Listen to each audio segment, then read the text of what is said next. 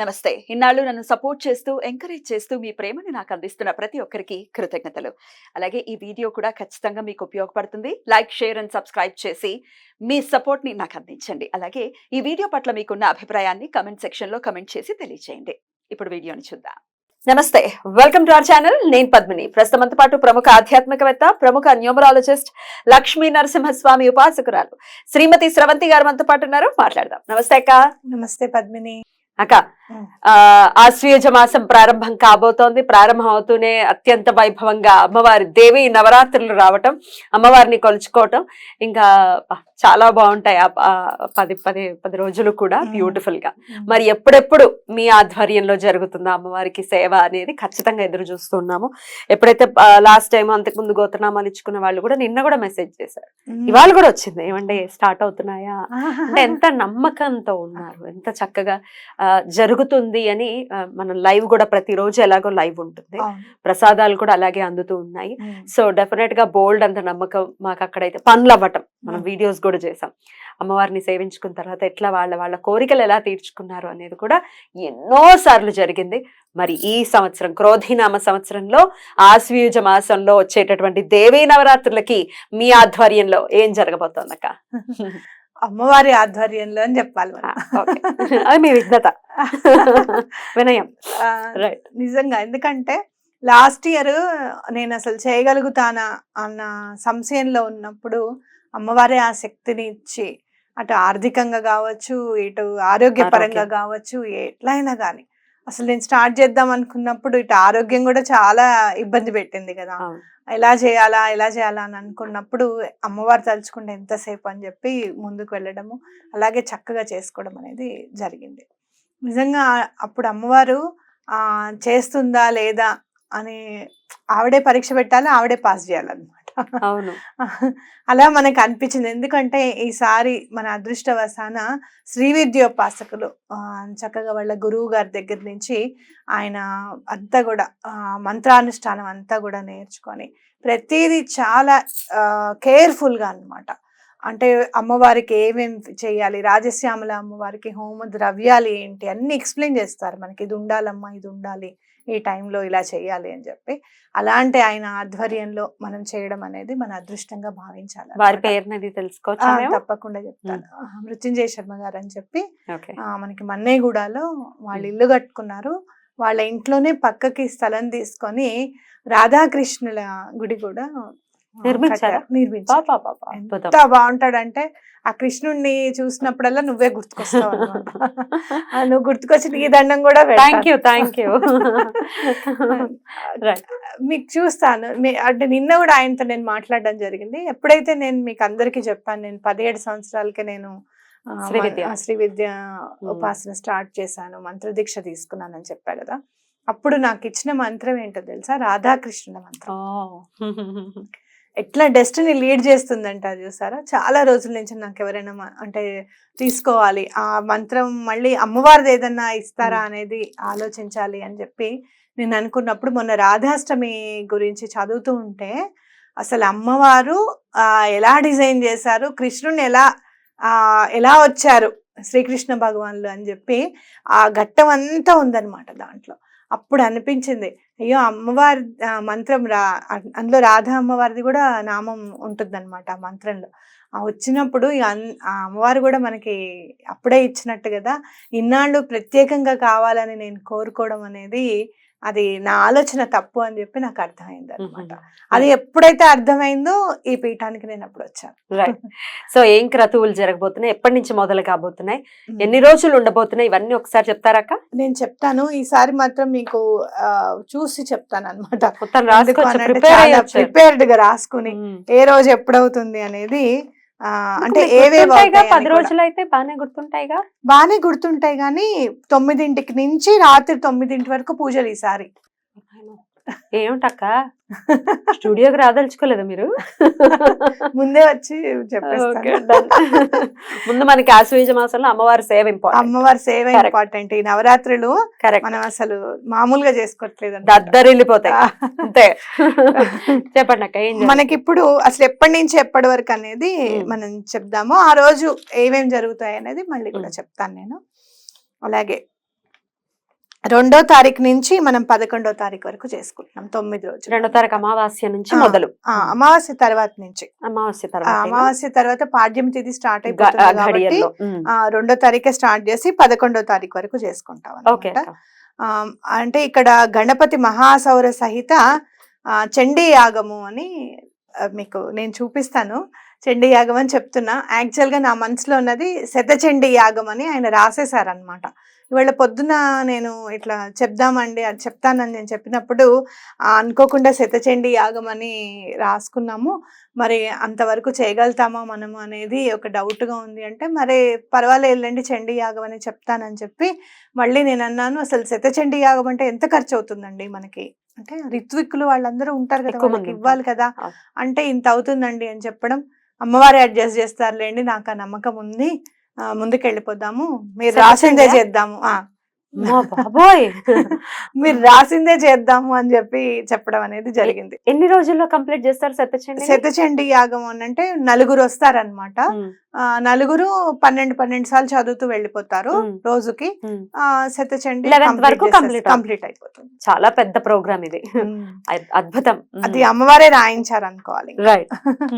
కాబట్టి మనకి ఏం జరుగుతుంది 2వ తారీఖు ఏం చేస్తాము అని అంటే గణపతి పూజ, పుణ్యావచనం, అలాగే పంచగవ్య ప్రాసన ఉంటుంది, అలాగే అంకురార్పణ, దీక్షాధారణ, కలశ స్థాపన, అలాగే లలితా వారాహి అర్చన ఉంటుంది అనమాట ఫస్ట్ రోజు.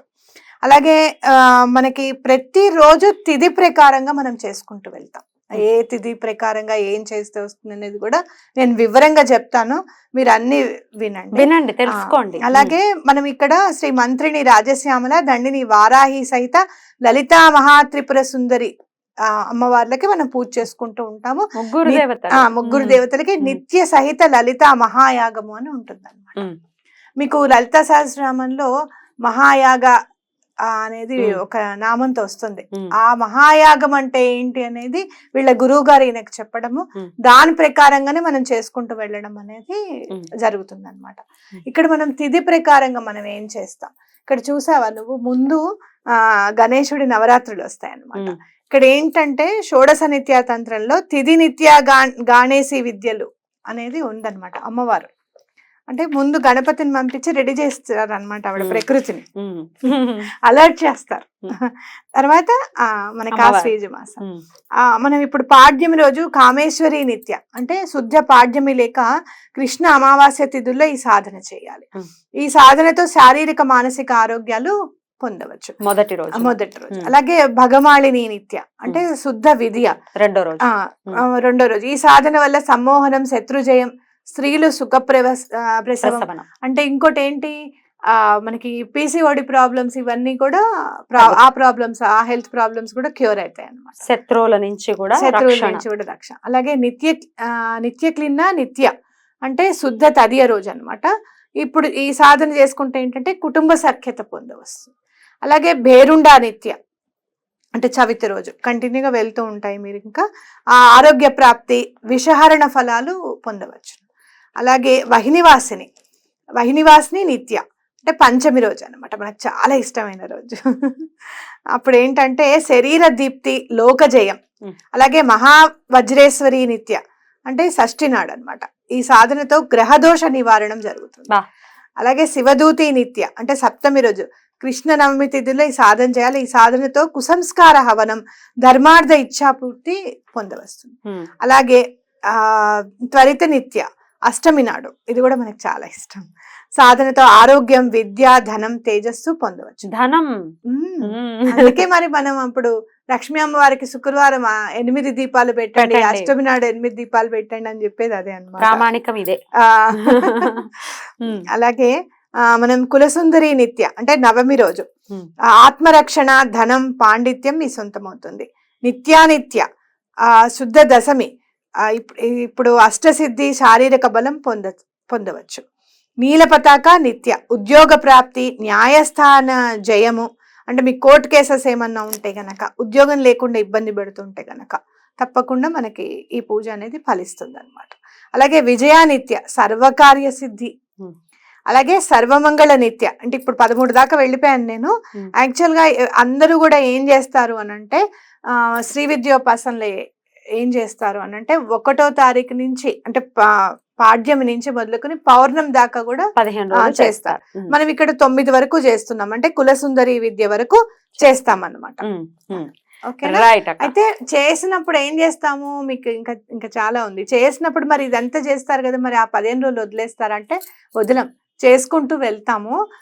15వ రోజు పౌర్ణమి రోజు మహాపూర్ణాహుతి కూడా చేస్తాము. ఆ రోజు కూడా మళ్ళీ లలిత అమ్మవారికి, మళ్ళీ వారాహి అమ్మవారికి, శ్యామల అమ్మవారికి కూడా హోమాలు ఉంటాయి ఆశ్వయుజ పౌర్ణమి రోజు.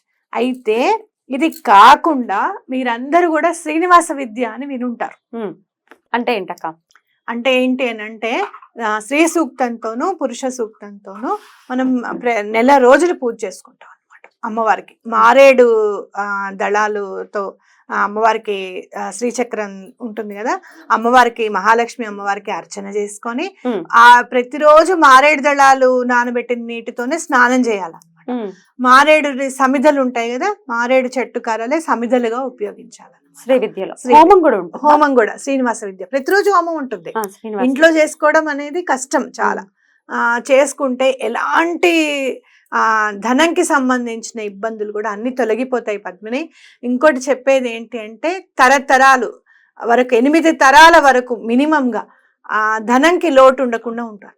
అయ్య బాబాయ్, ఇది జరుగుతుందా ఇప్పుడు ఈ అమావాస్యకి మనం ఇప్పుడు ఈ పూజలోనే మనం స్టార్ట్ చేసేసి నెల రోజులు చేయిస్తున్నాం.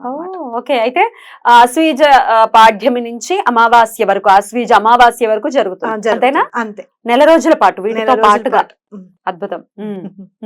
కాబట్టి నెల రోజులు పూజ జరుగుతుందమ్మా ఈ గోత్రనామాలు ఇచ్చుకున్న వాళ్ళకి. ఆశ్వీజ మాసం శ్రీనివాస విద్య చాలా మంది ఏంటంటే భయపడతారు కూడా పద్మిని, ఇంట్లో కూడా చేయనివ్వరు అన్ని పూజలు కూడా.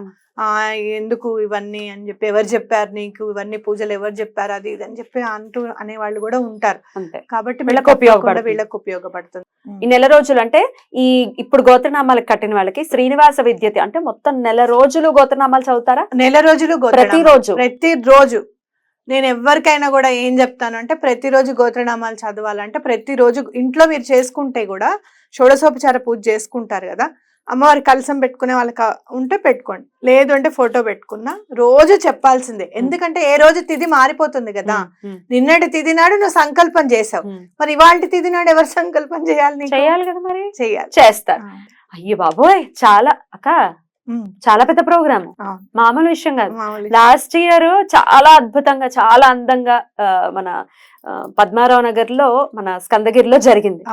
దానికి ప్రతిఫలమే ఈ ఇయర్ ఇంత బ్యూటిఫుల్ గా జరగడానికి పునాది అయ్యిందేమో అని అనిపిస్తుంది నాకైతే. ఎందుకంటే సుబ్రహ్మణ్యేశ్వర్ దగ్గర అందులో మనం పరమాచార్య గారి ఆధ్వర్యంలోనే చేసుకున్నాం అనిపిస్తుంది. ఆయన ఉన్నారు అక్కడ. ఎగ్జాక్ట్లీ.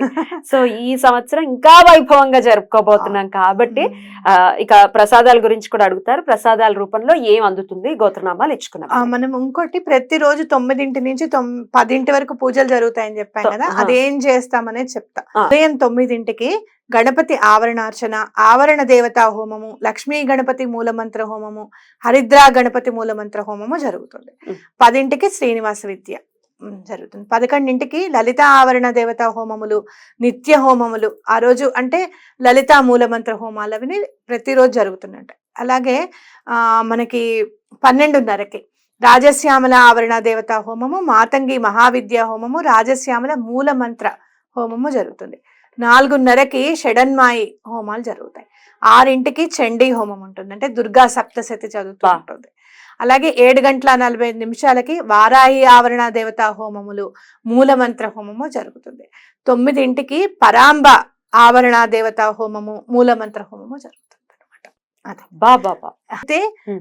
అయితే మనకి ఇక్కడ మనకి ఎవరు చేస్తున్నారు ఇది అనేది మనం చెప్పుకోవాలి. మృత్యుంజయ శర్మ గారి నిర్వహణలో జరుగుతుంది. ఆయన ఇంటి పేరు పోగులకొండ. అద్భుతం. అలాగే ఆయన గురువు గారి పేరు పాలకుర్తి నృసింహరామ సిద్ధాంతి గారు అని చెప్పి ఆయన గురువు గారు అనమాట. ఆయనకి యజ్ఞేశానందనాథ అని చెప్పి పేరిచ్చారనమాట.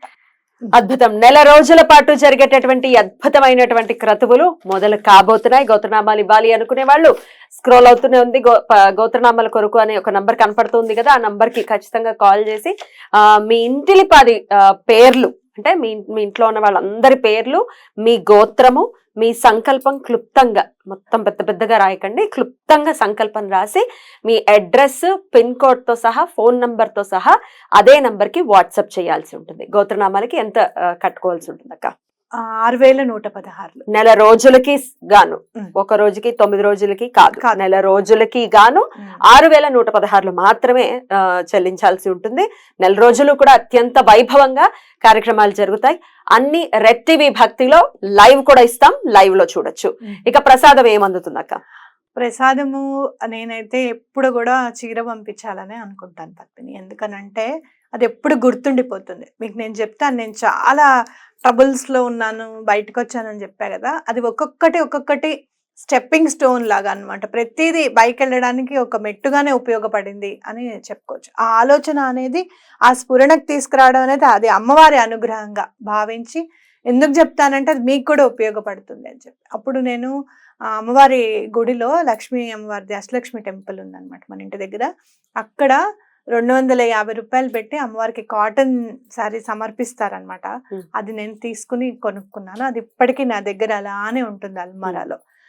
ఏదైతే ప్రసాదంగా వస్త్రం అనేది మనకి వస్తుందో అది చాలా మంచిది అమ్మవారిది అని చెప్పి నేను అనుకుంటా. అందుకే పూజ ఎప్పుడు చేసినా కూడా వస్త్రం, చీర పంపించాలని నేను అనుకుంటాను. అవును, అద్భుతం అక్క. సో దాంతో పాటుగా ఇక ప్రసాదం ఎలాగో వస్తుంది, భస్మం, కుంకుమ, అంటే 1 month తర్వాత వస్తుంది. పూజలన్నీ అవ్వాలి, హోమాలన్నీ అవ్వాలి. ఈసారి మీకు ఎటువంటి ఆర్థిక ఇబ్బందులు ఉన్నా కూడా తొలగిపోతుంది అన్నమాట. ఎలా చెప్పాలో, దీన్ని ఎలా ఎక్స్ప్రెస్ చేయాలో కంటి ముందు అయితే కనపడుతుంది, వైభవంగా జరుగుతోంది అనే సెన్స్ అయితే ఖచ్చితంగా వస్తుంది. సుబ్రహ్మణ్యేశ్వర స్వామి అనుగ్రహం పద్మిని అది. ఆయన కొంచెం చేస్తేట ఆయన చాలా వైభవం ఇస్తారట అని నేను విన్నప్పుడు అవునా అనుకున్నా. కానీ ఆయన ఇప్పుడు ఇలా చూపించారు అన్నమాట. ఒక చిన్న ఆలోచన. అప్పుడు గురువు గారు, నేను ఎవరి దగ్గర అయితే మంత్రం తీసుకున్నానో పొద్దున్న నుంచి రాత్రి వరకు చేసేవారు పద్మిని. క్రితంసారి నాకు డౌట్ వచ్చింది అనమాట. మనం చేసాం కదా, మనకున్న దాంట్లో మనం చేసాము. సంప్రదించండి. రైట్ అక్క, thank you so very much అక్క. నమస్తే. నమస్తే.